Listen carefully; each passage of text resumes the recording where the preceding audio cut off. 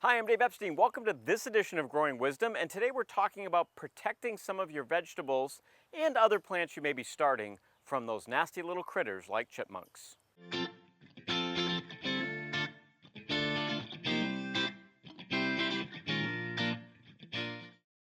Here I am underneath the umbrella. It's a little hot out today, and this planter here, it's a nice felt planter. I've been growing a lot of great things in here over the past couple of years.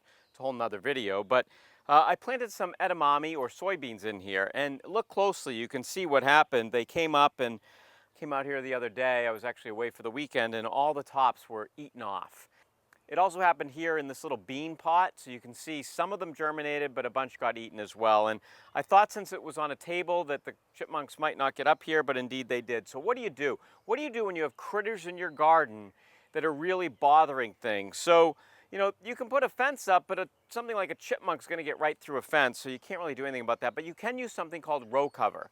So row cover, it's a spun fabric. It looks like this, and it's basically used for insect and frost protection. It can also be used to keep the hot sun off certain vegetables, and we can use it to keep the critters out, especially while things are germinating. So here we are with this little container here, and I've got some more edamame. I had to go out and buy some more seeds, and we're going to just quickly plant these in this container. Now the container is about 14 inches by 14 inches. It's a round container, obviously.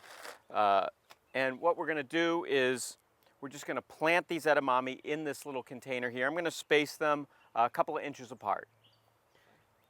I'm going to plant these little edamame in here, and I'm going to put them about 3 or 4 inches apart.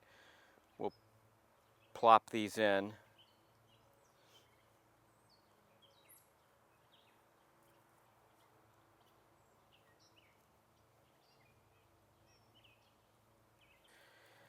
All right, so then this is in its container, and the next thing we always want to do is water these in as things dry out quite quickly in the middle of summer.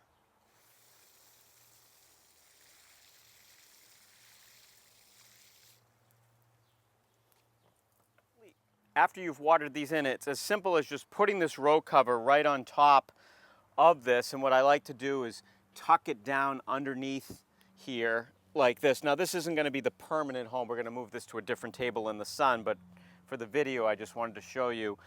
And there's a little bit of space here, so as these germinate, it's not going to be so tight to the soil that the plants won't be able to germinate. Once they get their first true leaves, I can take this off, and then they really won't be bothered by the critters.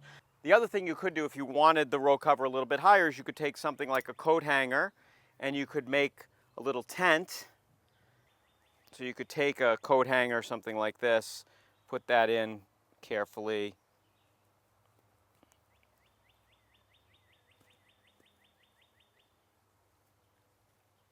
And then we could put a piece of the row cover over that. And now we can even grow the beans a little bit longer because there's more space there, and that allows things to grow. The reason why I'll probably try to get this off sooner than later is a couple of things. One is I want maximum sun on these beans, and two, if the particular vegetable needs to be pollinated, not all do, but if it does, I need the bees and other pollinators to get in there. So that's the other reason why not to leave it on too long. But it does protect against the critters, and that's the great thing. It allows moisture and it allows airflow through. So row cover is a great way to protect against those critters which may be bothering your plants, especially as things are germinating. For Growing Wisdom, I'm Dave Epstein.